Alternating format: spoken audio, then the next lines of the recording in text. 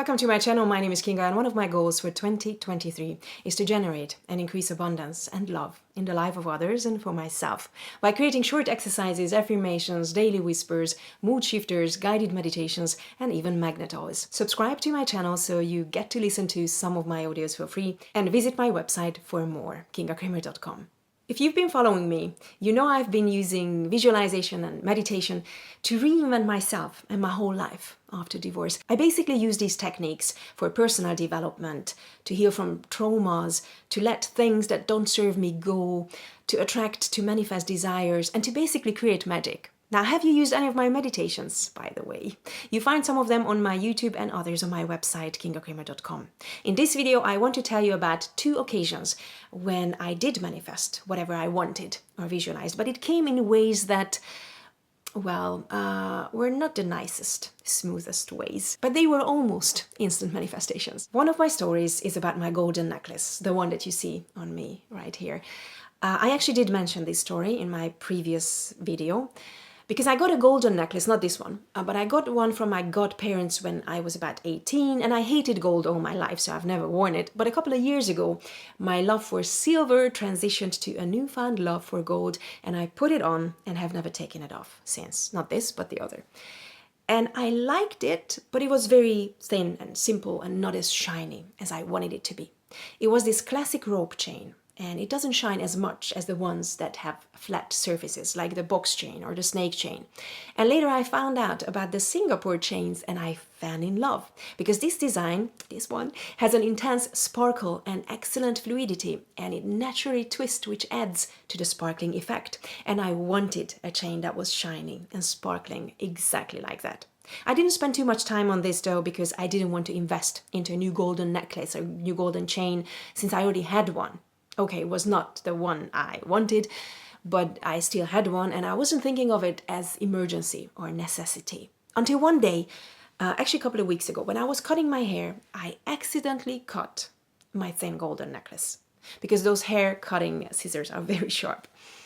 And I understood right there that this was finally my time to go and buy myself the necklace I always wanted. So I went on Etsy, found this one, at a surprisingly good price, and I ordered it. And now, looking back, I'm so happy that this accident happened, because now every time I look into the mirror, I just love seeing my new necklace and how sparkling it is. I hope you can see the sparkle.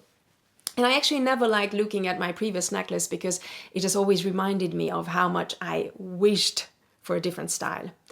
So I have visualized my desires, but I didn't spend too much time on it. However, when I recently completed my 21 days abundance challenge, which meant listening to all my meditations from the abundance package that I created, link below, things just, things that belonged to my old self and things I didn't like just started to fall away from me.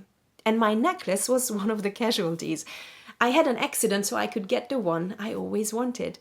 Now, is this really manifesting, though, you may wonder?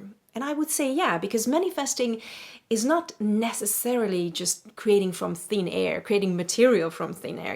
It's all about calling in the opportunities, the synchronicities, and even accidents that all lead you to your desires. My other story is about a piece of clothing.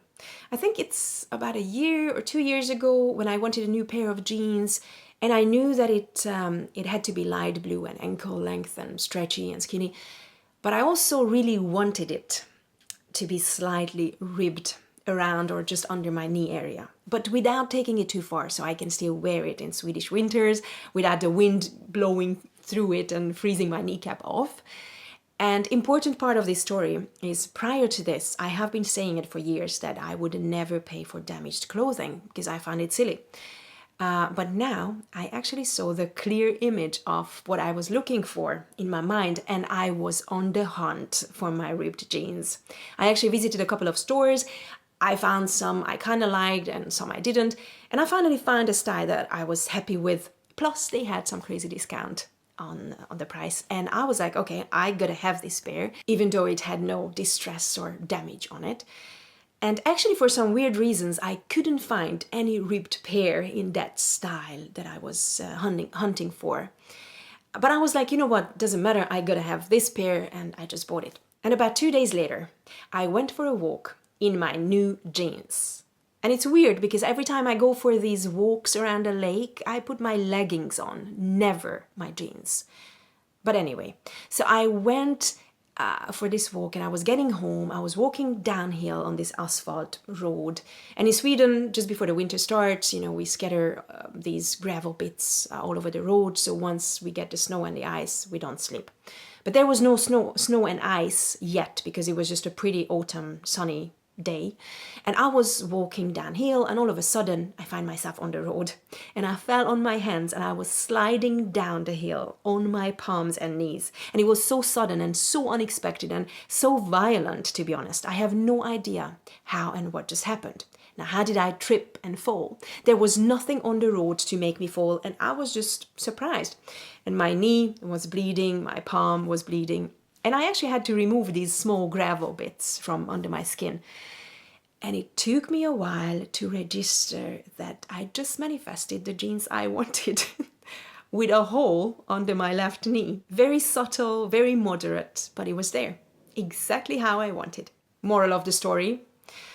Do you remember that I had resistance in me to both buying a new necklace while already having one and to buying damaged clothing?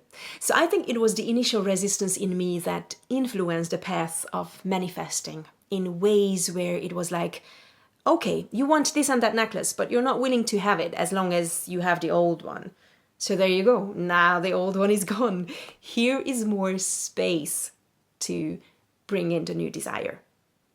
Or you're not willing to pay money for damaged clothing, but you want damaged clothing, right? So here, buy it in an intact condition and get it ripped by accident. The end result in both stories was the manifesting of the visualized object. Now, how can you avoid manifesting your desires through stupid accidents, damages, and even physical injury? I think the secret lies in releasing resistance, letting your walls down, giving space to just gentle allowing. Don't limit your manifesting with obstacles created by your mind. Just know, see, feel what you want and watch it appear in your reality. And most importantly, don't have any judgment in you towards the possibilities or ways it could manifest. Now, what do you want to manifest today? Let me know in the comment section because I'm very curious and I'd love to know. If you like this video, give it a like, share, subscribe, because it costs you nothing, but it helps me grow this channel and reach more people like you. See you soon. Take care.